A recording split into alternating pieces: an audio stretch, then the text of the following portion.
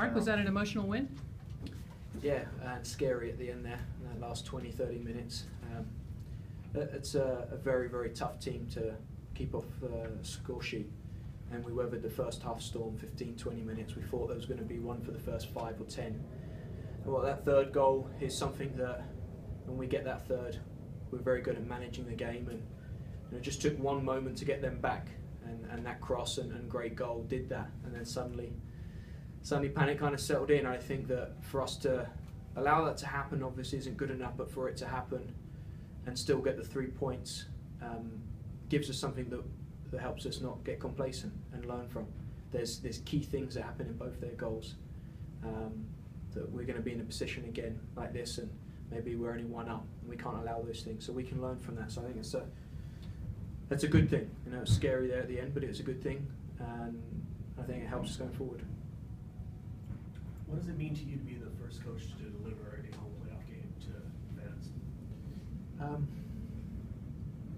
I think my emotion is more about seeing the players, the ones that have been here from day one, and seeing the owner, the fans, the general manager, and the operation staff that have been here wanting this. Honestly, hasn't hit me, and I don't think it will. I think this is, we're all fighting here for the team. We're all fighting for this amazing club and city, and bringing them a game that they deserve, and we deserve. At the end there, we talked about making club history, and the cool thing is that every single member of our roster can say they've had a major input in doing that. We've played a lot of players throughout this season. A lot of people have made an appearance for this club, and not all of them are obviously still here, but they've all played their part.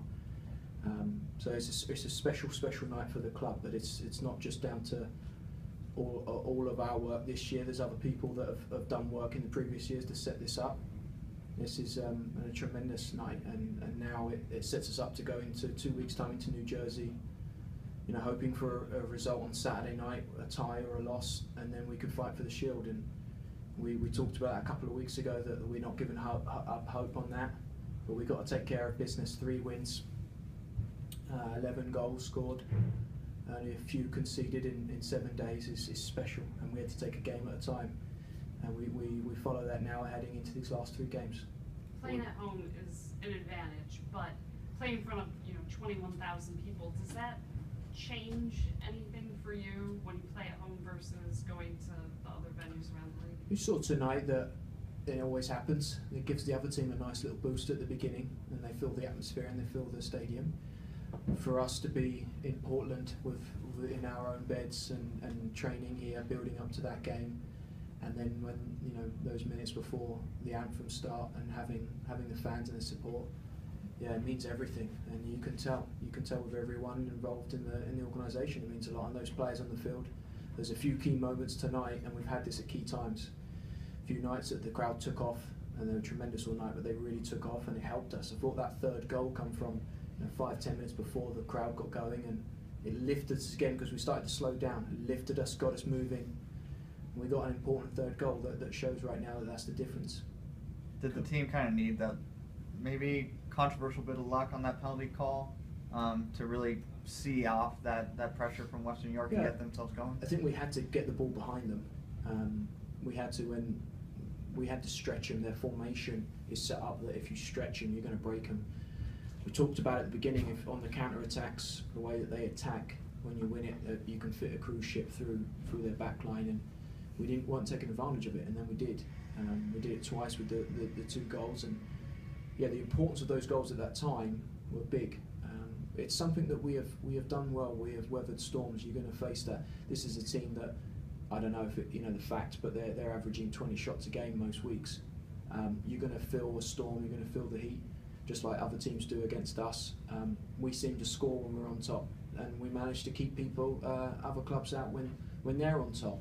And we've got to keep that theme going into this final league game heading into the playoffs. Are you going to prepare for Sky Blue, or are you guys already looking at potentially Western New York or Chicago again? No, we prepare for Sky Blue. We get 3 points on the road.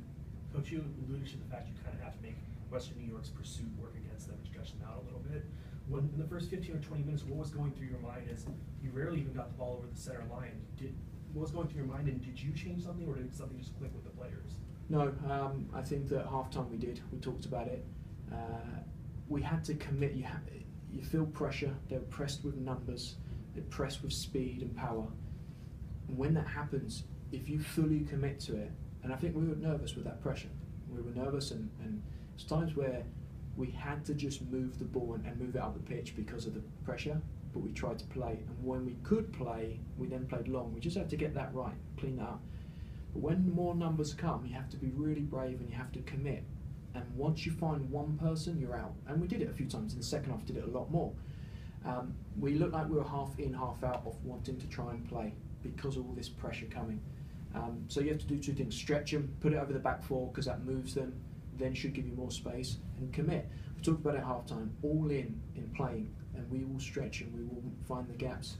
And if we get stuck sitting in a little bit, that's fine, because when we win it, the counter-attack is wide open and we can grab it. So no, they figured out in the first half at half-time we wanted to give them the confidence to play. Nadia, 4 goals in 3 games, Sink 3 goals in 3 straight games. Earlier in the season, you're getting a lot of goals from midfield. Now you're getting a lot of goals from the forward line. What does that speak about the team and their perspective in the attack moving into the playoffs? It was a shame that we got 4 yellows on Nadia and Lindsay. We want them in the sky blue game, so we had to get Nadia off that. I thought she was having one of her best games tonight, and a build-up play, the ball's going in and coming back out sharp, and she was getting on shoulders. We could have found her a few more times, and she was feeling it. And when that's going on, you want her on the pitch. So to bring her out a bit earlier than we wanted, it's good. The goals are being shared around. I think it's nice to have. We've got a lot of quality players that can score goals. The team, the way we set up the team, is always in a position that multiple people are going to get into the box.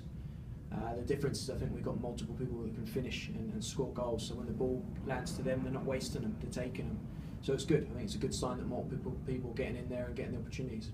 Coach, I'd like to ask about Emily Sana's performance. We talked about the pressure from Western New York, but they were really pouncing on her. How would you rate her performance, and how concerned are you with her confidence on the ball right now? Yeah, I think every game like this, she's improving for our level and the next level. I think you have to there's times she got caught there in the first half and the ball bounced back and one of the forwards got it on the goal line and kept the play alive.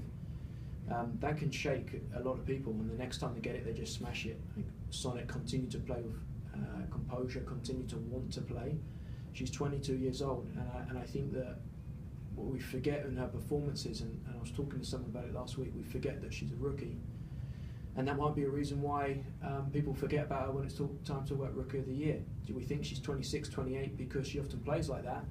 Tonight she had a couple of moments where she can learn from, and I think we all did. We all had moments tonight where New York caught us on our back foot, and they're a very dangerous team that plays with passion and plays with speed.